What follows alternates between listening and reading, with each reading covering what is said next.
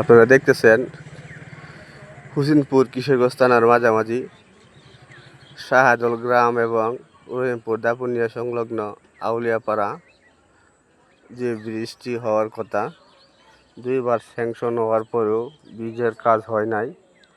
আপনারা দেখতেছেন ভাঙ্গা ব্রিজ। এই ব্রিজ দিয়ে লোকজন চলাফেরা করে, গাড়ি যেতে অনেক অসুবিধা হয় এবং ছাত্রছাত্রী যাইতে অনেক বড় রিস্ক। সামনে SRD school and college, Shamsuddin Bhuiyan উচ্চ বিদ্যালয়। আসলে এই ব্রিজটি অনেক দ্রুত প্রয়োজন। আমি